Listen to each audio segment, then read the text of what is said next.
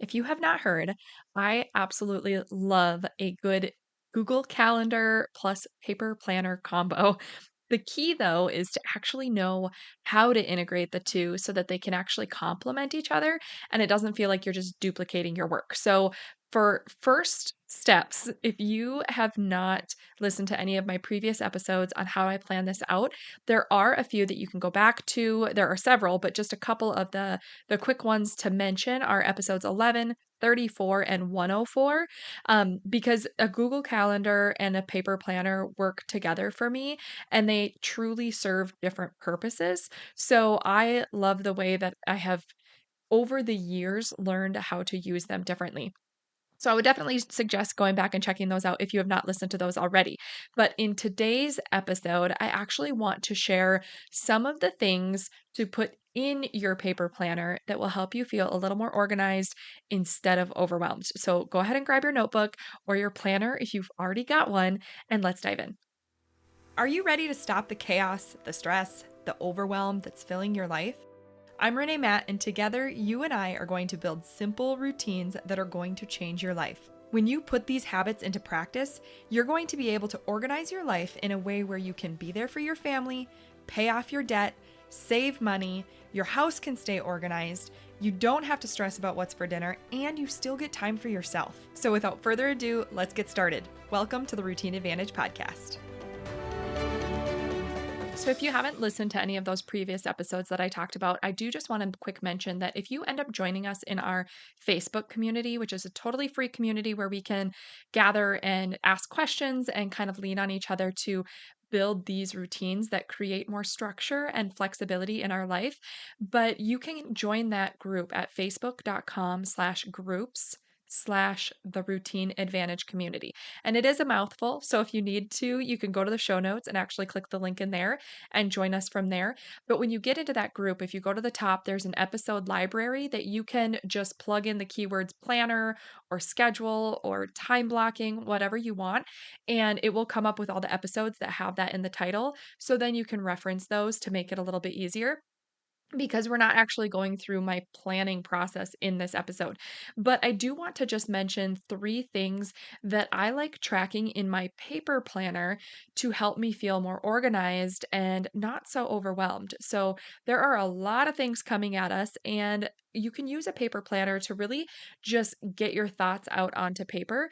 My Google Calendar is where I keep my actual schedule, and my paper planner is where I do more of the flow of my day. So that's where I just do a super simple day stack. It is not a time blocked schedule or anything like that.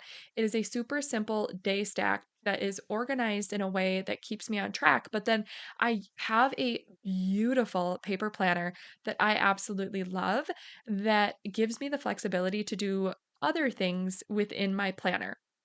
So the one that I have is called the Dream Planner, and it's from Horatio Printing, and I absolutely love it. And I wanted to release this episode with good timing because tomorrow on September 24th, they are actually launching their 2025 paper planners. So this is good timing to give you a chance to really think about if this is the style of planner you'd like. And if it is, then you can go ahead and get it on launch day before they sell out, because once they sell out, they don't restock them. So that is something to keep in mind if you are trying to wait. So just, I wouldn't recommend waiting too long if there's one that specifically that you have your eye on. And you can actually use my affiliate code if you end up grabbing one.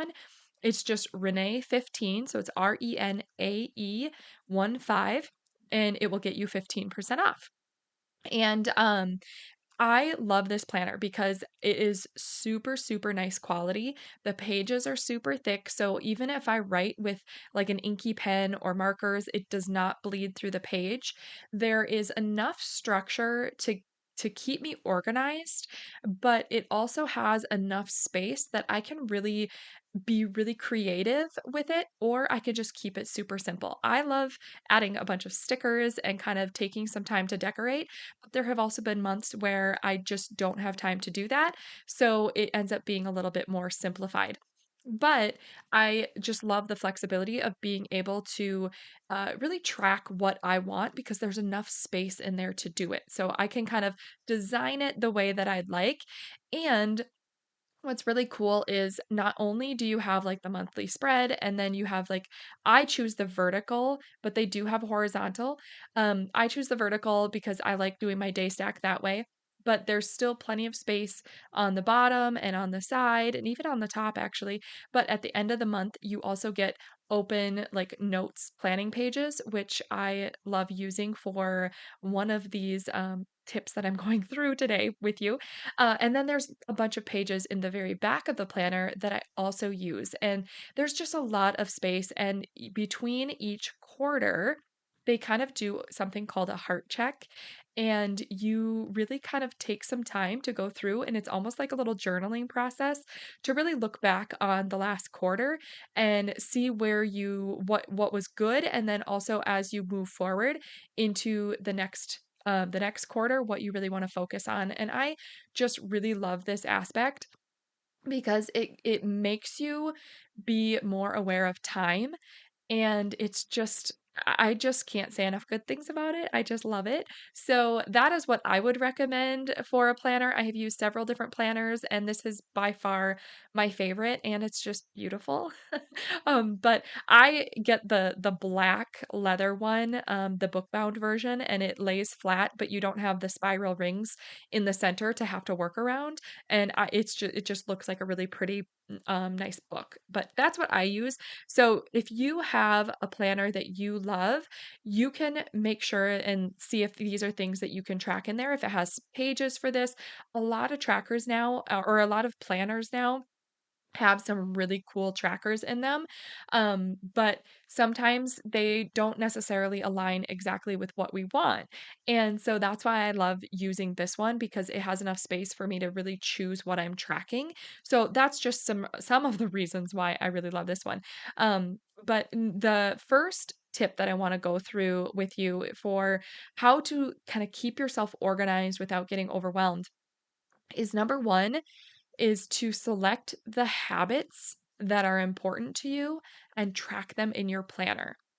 Now, this one is not necessarily to look at and say, oh, and like make you feel bad about all the things that you didn't check off if you're tracking anything, but it's really to kind of get that bird's eye view of if certain things are really important to you and you look at it at the end of the month and realize, like, I have not checked this box once, then you have to really ask yourself, like, is it a priority? And if it is, then you need to figure out how to shift something or stack it on something so you don't forget, so that you can begin accomplishing that habit so that you feel really good moving forward because that is something that's really important to you. So I definitely would recommend not tracking too much, especially to begin with, because habit trackers, while they're amazing, they can also be very overwhelming if you have too many of them, and it does more harm than good in some cases. So be really, really picky about what you're tracking, and you can build up if you need to, but start small, and then as you're building up, if it begins to get overwhelming, pare it back down and really focus on what's important. So some of the things that I have tracked off and on and sometimes all at once, and these are just a few of the things I have tracked way more than this, but I definitely feel it when I'm tracking too much and it just becomes a little overwhelming.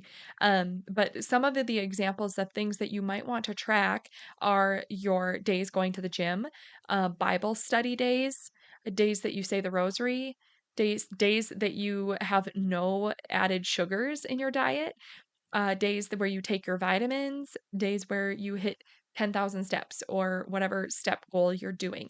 And those are just a few ideas. There are so many different things that you can be tracking.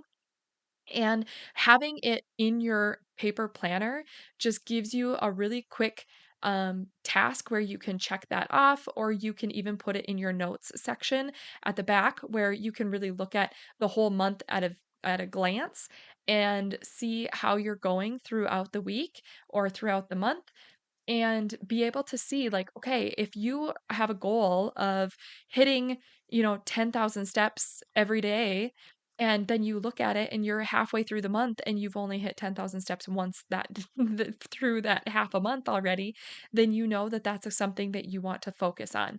And maybe you need a little less phone screen time, or you need to take a walk after dinner, or you need to get up a little bit earlier and go for a walk in the morning. These are things that I am mentioning because these are things that I have also needed to work on and have wanted to work on. So that is what has helped me to really kind of focus on my priorities and choose which habits I really want to work on to make it feel like I'm not just so scattered, because it sometimes just feels like you want to complete everything, where like really paring it down and choosing the habits you want to focus on helps me to feel like I can let the rest go.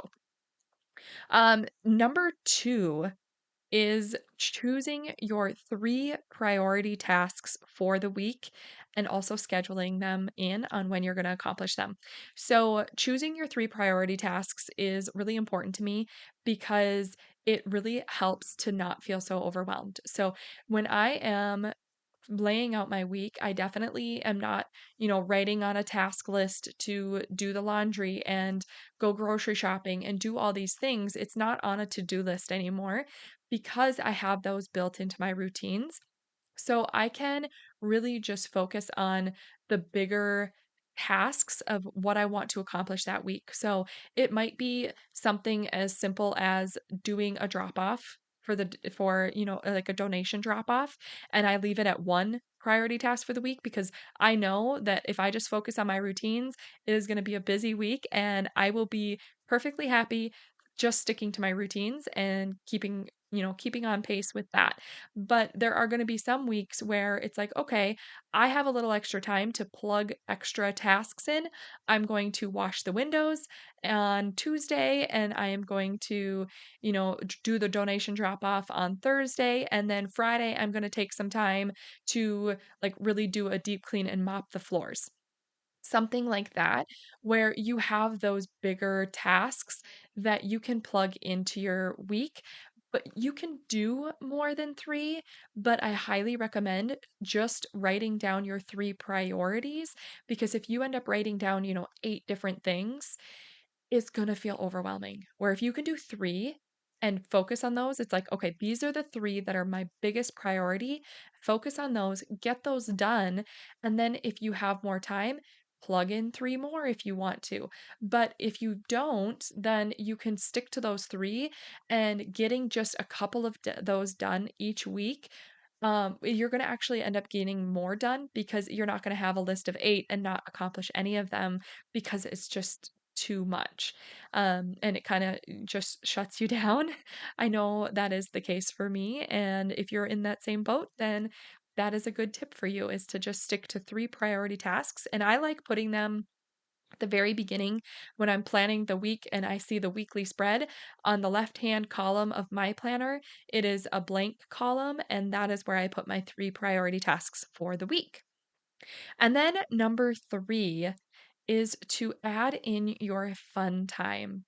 Now, this is like fun things, like it could be date nights, it could be just blocked off time to do something relaxing or enjoyable to you. It could be blocking off a certain time to go and do some activities with your kids or go out and do something with your family. We're entering fall season, so, or at least here in the US.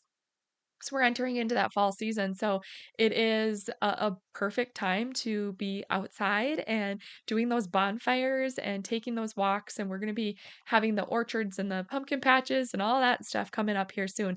And that is a really good time to make sure that you're actually blocking time off to be able to go do things.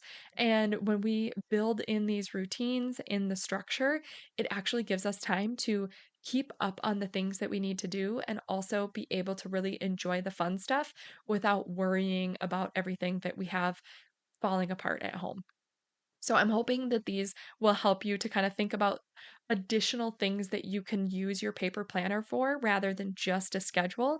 It's kind of the extra fun things. So I hope those will kind of encourage you to get creative and have fun with your paper planner, because that is what it should be. It should help create the flow of your life and what is important to you. And that is what is really cool about doing that. So, a really quick recap is number 1, track those habits that are important to you.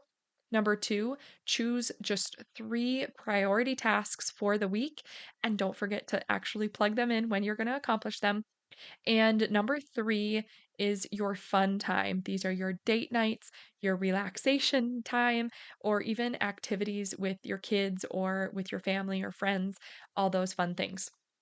So that is all I have for you today. Again, if you want to go grab that dream planner, they are launching tomorrow if you are listening when this episode releases. But their 2025 planners were coming out September 24th, and you can use Renae 15 for 15% off. So I hope that was helpful for you. And if you want, you can absolutely share if you have a different planner that you love, come and share that in the Facebook community so other women can use recommendations and referrals. If you have a paper planner you love, I'm sure others would love to see which ones you would recommend and some of the reasons why. So please feel free to share your favorite planner in there, and I will catch you on the next episode. Did you love that episode or learn something useful? If so, would you do me a huge favor? My goal is to grow this podcast and help as many women as I can break free from the overwhelm so they can truly enjoy their life. The best way for me to do this is for you to leave a 5-star written review on your podcast app and to share this episode with a friend or in your Instagram stories. I appreciate you being here. I hope you have a wonderful day, and I will see you on the next episode. Take care.